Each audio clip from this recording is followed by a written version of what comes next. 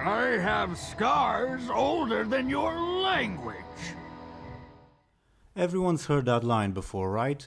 Well, how true is it in the case of the playable races? We know that Taur-ahe live for thousands of years, so the answer to that question is very complicated, and not just due to the fact that some species can live for tens of thousands of years.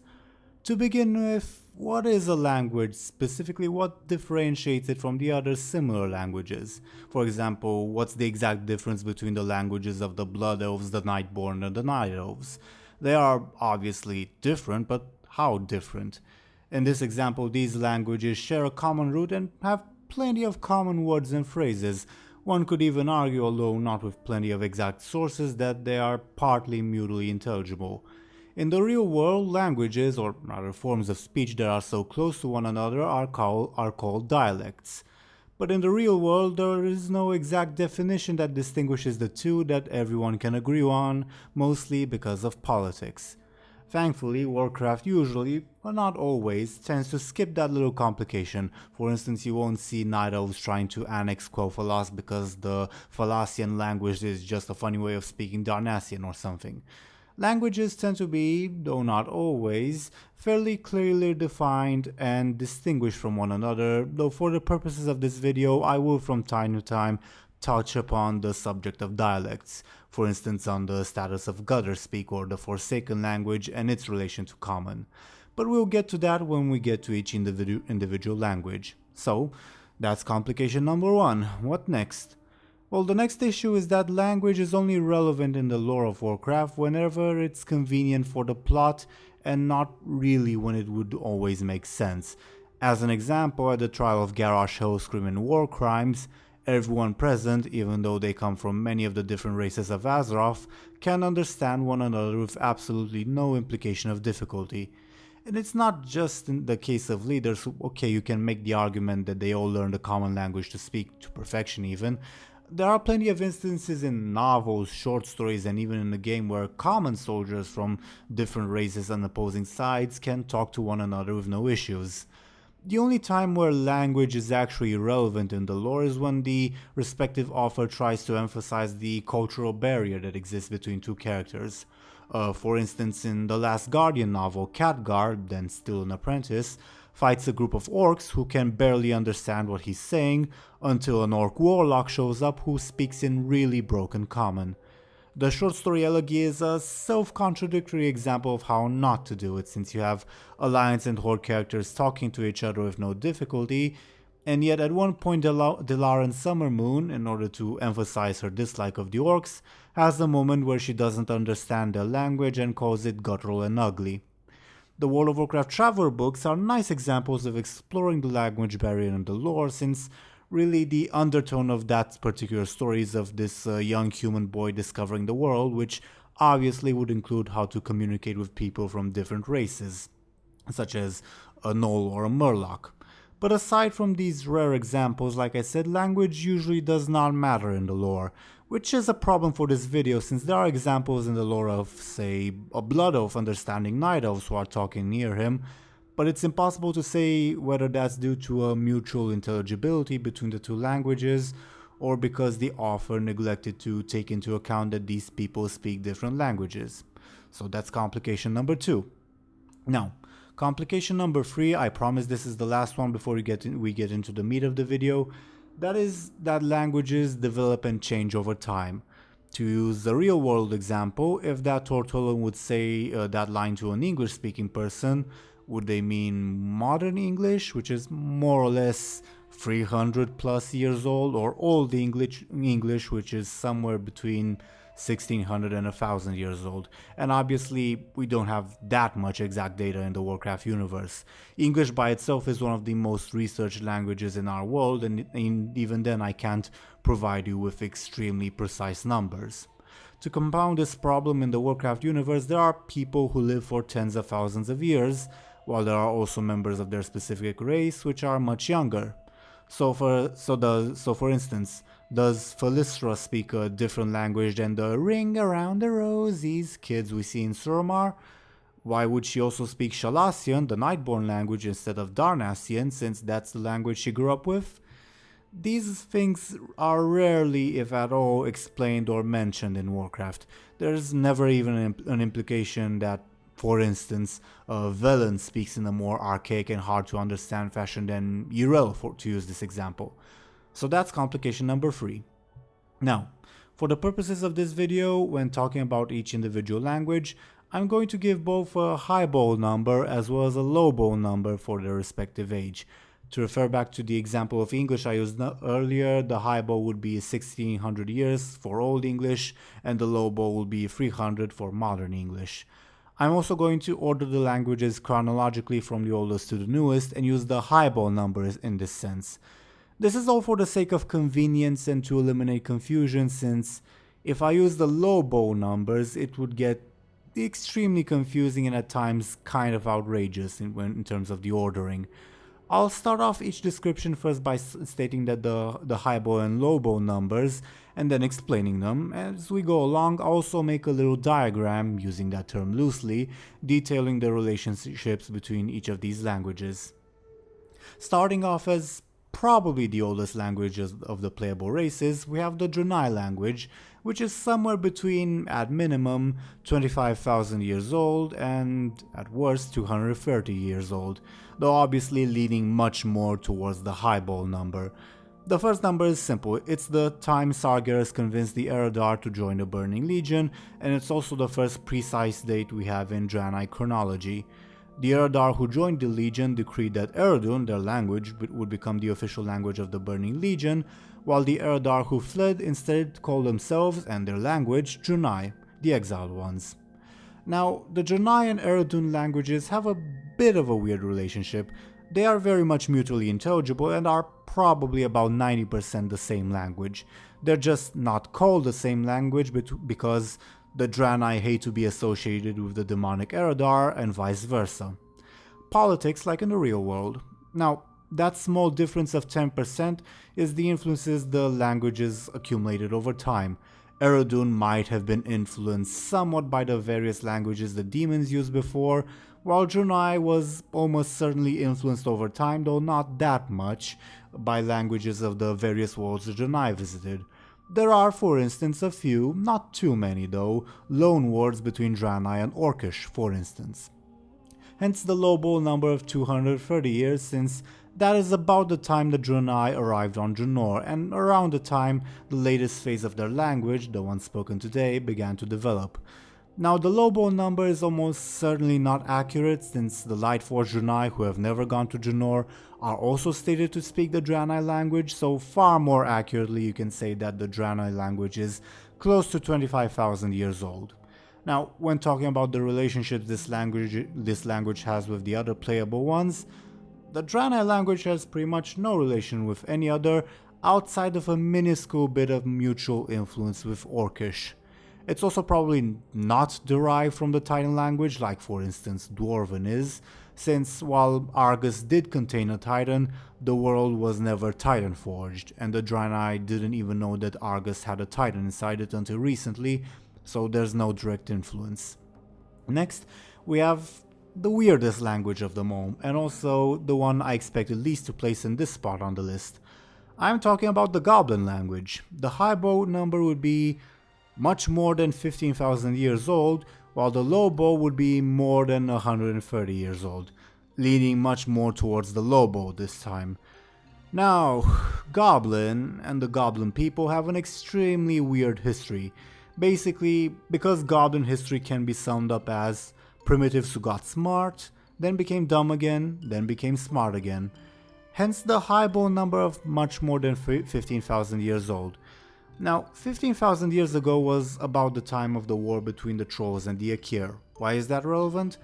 Well, that war was caused by the Khafraxi-Kifix, who was sent by Loken to hunt down the Titanic Watcher Tyr. Before this, Loken killed Watcher Mimiron, and Mimiron was the one who first experimented upon the goblins and made them smart using Khajiit. So basically, in short, Mimiron has to have experimented upon the goblins at least 15,000 years ago, but definitely much earlier than that. Now, after the Sundering, the goblins lost access to Khajiit until they were enslaved by the Trolls, who forced them to mine the stuff, then they became smart again. About 130 years ago, the goblins overthrew the trolls on Kazan, hence the Lobo number.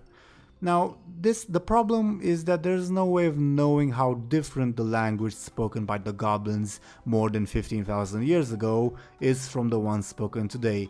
I'm guessing it's probably not the same at all because of that immensely long period of 10,000 years where they lost their intelligence. If anything, ancient Goblin was probably influenced by the Titan language, maybe even Draconic, since they were servants of Neltharion, later Deathwing, while modern Goblin is probably influenced by Zandali, the troll language, but there's no way to say for sure. Speaking of which, next up we have the Zandali language, the language of the trolls, which is, as a highbow, at least 15,000 years old. That's the time of the war between the trolls and the Akir, following which the various troll empires were established. Zandali is interesting because even though the trolls are a very scattered and diverse people, the languages they speak are still mutually intelligible. That's mostly due to the fact that the various troll empires continue to have contacts with one another throughout the millennia, and the Zandalari tribes still imposed a bit of a cultural model upon the others. Now, there are local variations certainly. For instance, in the Vol'jin Shadows of the Horde novel, Vol'jin says that the human Taur-ahe court speaks Zandali with the Stranglethorn accent. But also, trolls, whether it be in novels or in the game, have never had any problems understanding one another, and absolutely nobody in the lore has said that, for instance, the trolls of Gundrak speak a different language than those of Zul'Gurub. I know this isn't exactly solid evidence given Blizzard's track record, but still, when you fight King Dazar, the first Zandalari king from a time even before the Akiran Troll Wars, you can very clearly understand what he's saying along with that Jamaican accent the trolls have. As to the relationship Zandali has with other languages, well, the Elven languages descend from it but are not mutually intelligible with it, and it might have had some mutual influences with the Mogu language. You'll see in a minute why the Mogu language is relevant. Next we have the Pandaren language, which is, in my opinion, one of the most interesting things Blizzard has done in regards to languages in Warcraft. The highbow number I'm giving is about 15,000 years, while the lowbow is something greater than 830 years, though really the lowbow can be pretty much discounted almost entirely. Now, the Pandaren language is especially interesting because the Pandaren don't speak their own language, they speak the Mogu tongue, as do most of the other residents of Pandaria. When the Mogu conquered Pandaria, not only did they enslave the other races in the land, they also outlawed them completely from practicing much of their own culture and having their own language, and forced them to adopt their own language. To give a real-world equivalent of just how influential the Mogu language is, it's a much more extreme version of just how influential Latin was in forming contemporary languages. Now, 15,000 years is the time the Mogu were afflicted with the Curse of Flesh, lost contact with Highkeeper Ra, split off into multiple warring groups, many with their own dialect, distinct from the Titan language. Then came the Thunder King, Lei Shen, who conquered the Mogu and imposed a standard unified language across the Mogu Empire. So, as a small spoiler for the rest of the video, the Pandaren/Mogu language is the only one across all of Warcraft where it said clear and cut that this is the exact point the language originated. And the Pandaren, along with the other races of Pandaria, continued to use the Mogu language even after the Pandaren Revolution, since most of their cultures prior to the event were lost entirely. Now, I mentioned before that, naturally, over time, languages develop and change, but this is something that I believe applied much less to Pandaria due to its relative isolation from the rest of the world, especially after the Sundering. So, unlike other languages, there were few, if any, influences from other cultures. And life in Pandaria was very static and predictable, that's why people traveled to the Wandering Isle. Most of the villages and towns we see in present day also existed 10,000 years ago. Compared to other languages, Pandaria is probably the place that has changed the least over time.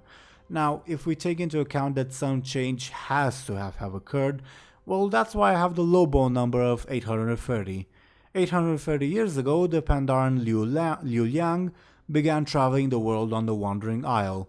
However, at present day, when it's been centuries since the Pandaren of the Wandering Isle last had contact with those at Pandaria, it's still stated that they speak the same language. In fact, there's no comment anywhere in the game where, for example, a Pandaren in the Valley of the Four Winds or in Kunlite Summit would tell Chance Stormstout that, hey, you have a funny accent or a funny way of speaking or something.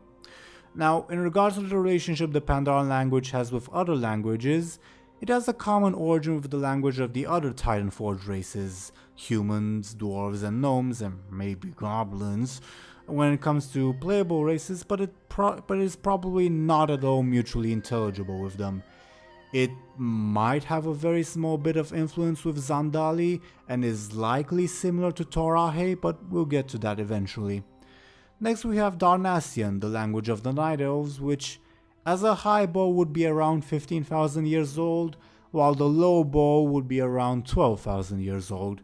15,000 years ago was about the time the Dark Trolls began transforming into the Night Elves. Now the Dark Trolls probably spoke Zandali, but they were almost completely isolated from the other trolls by choice, and Zandali and Darnassian are not mutually intelligible. Now there was one group of Dark Trolls which did not transform into Night Elves, the Shadowfen tribe of Mount Hyjo, and it's probable that they spoke Zandali since their last living member and representative lives in Zandalar. So the Darnassian language probably formed as the Dark Trolls turned into the Night Elves and didn't exist prior. So what's with the low bow of 12,000 years? Well, 12,000 years ago was when the last known offensive military action of the Zandalari took place, their attempted invasion of Pandaria.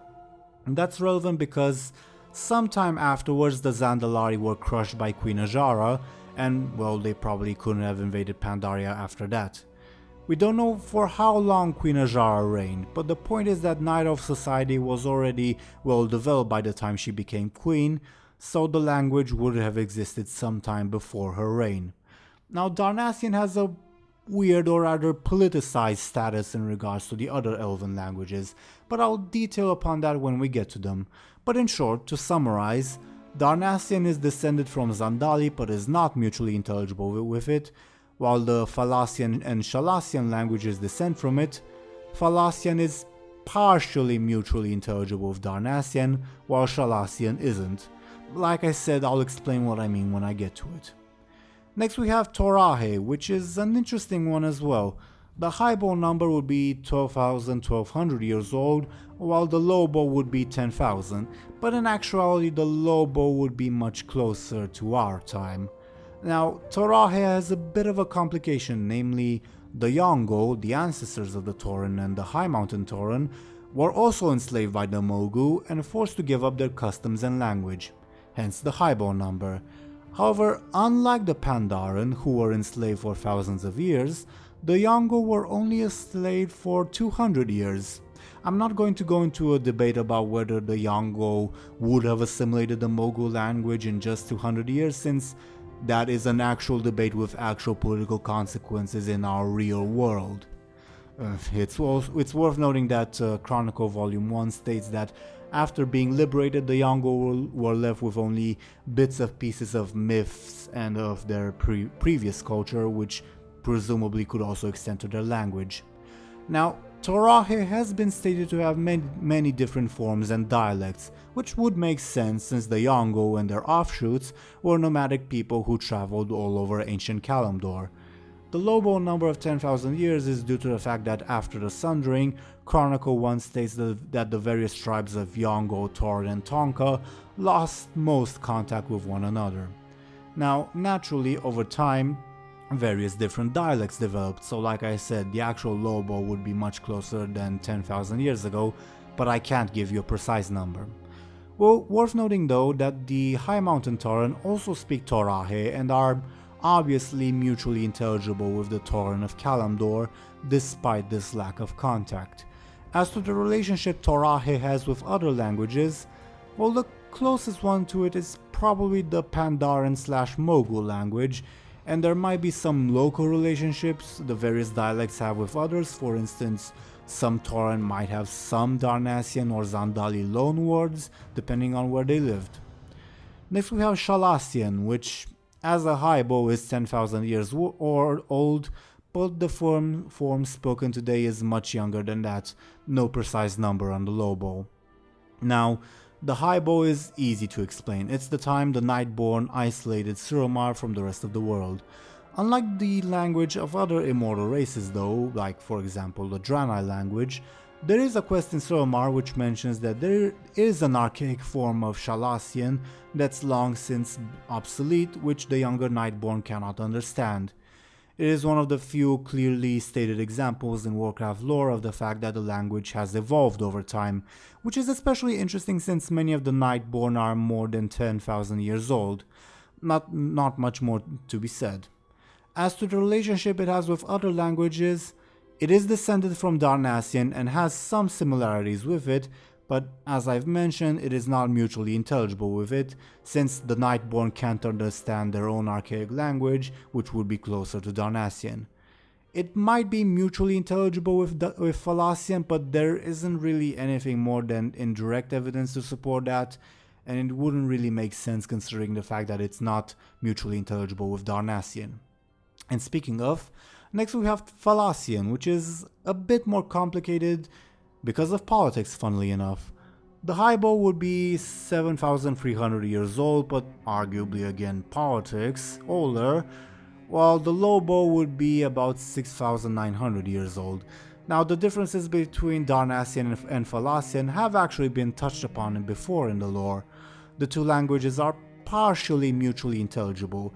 In fact, there are many words and phrases in Falassian which originated in Darnassian, and the Cycle of Hatred novel indirectly calls them dialects of the same language. However, Blood Elves and Night Elves hate each other and get really touchy whenever someone suggests similarities between the two languages. Now, the high bow I gave 7,300 years ago was the time the Tauren were exiled from Night Elf society, while the low bow was their arrival in Tirisfal Glades, and some sources say the time they began transforming into modern high elves. However, if Falassian is just a dialect of Darnassian, then the high bow would be much earlier. To avoid complications and delving into real-world issues, I'm just going to say that the game treats Falassian as a different language, and as such, so shall I. As to the relationship it has with other languages, well, as I've stated, it's descended from and partially mutually intelligible with Darnassian, but not much else. It might have a bit of a mutual influence with Common due to the history the High Elves shared with the humans, but probably not that much, and the two languages are by no means mutually intelligible. It has a slight, very slight, influence on Gutterspeak, the Forsaken language, but we'll get to that later. Next we have Gnomish, which I'm highballing at 3,000 years old and lowballing with a few centuries later than that. 3,000 years ago was when the Mechagnomes in Uldaman were afflicted with the Curse of Flesh and lost much of their mental capacities while turning into modern gnomes. The low bow represents the time it took for them to form their new society and forget their Titanforge heritage, which was described as a few generations. Now, Gnomish is one of the least detailed languages in Warcraft, due to the fact that the gnomes themselves barely speak it. In fact, according to the Battle Chest Guide, gnomes usually teach their children Common so that they may better communicate with outsiders. It is a language that, like the ones of the other Titanforge, is descended from the Titan language, and it's a bit hard to say exactly when the latter ended and Gnomish began. In regards to the relationship it has with other languages, it obviously shares a common origin with Common, Dwarven and Pandaren, and probably has a large degree of mutual influence with the Dwarven language due to their very long shared history, but it's unknown how mutually intelligible they are with each other. Next is Orcish, which is really difficult to date the highball number properly, which just by necessity, I'm definitely not certain about it, I'm placing at 3,000 years old, with the low bow at 600 years. Orcish is complicated to date due to the evolutionary relationship the orcs have with the other breakers, the ogres, Ogron, etc. Chronicle 2 states that the orcs evolved from the ogres, who evolved from the Ogron and so on, over thousands of years, but does not specify exactly how many thousands. The reason I picked 3,000 as the high bow is that 3000 years ago is the earliest date in Arakoa chronology, when Rukmar died and the Apexi civilization settled in Iraq. Why is that relevant? Well, because even before that, Chronicle 2 states that the various animals, of which Rukmar, Anzu and Siv were patrons, were being hunted by Gron and Ogron, not orcs or ogres, which either means that the ogres and orcs had not appeared yet at that point, or that they had appeared but were subjugated by the other two races and thus didn't really matter in the grand scheme of things. In the Beyond the Dark Portal novel also, the Arakoa Grizzix states that the Arakoa are probably the oldest race in the world, but then again, since the Apexi civilization was lost 1200 years prior to that statement, he probably didn't have a strict historical record to go off of. So yeah, it's basically impossible to date the appearance of the orcs precisely. The most I can give you is a number that's related to an event which took place sometime after a time when the orcs might have not existed yet.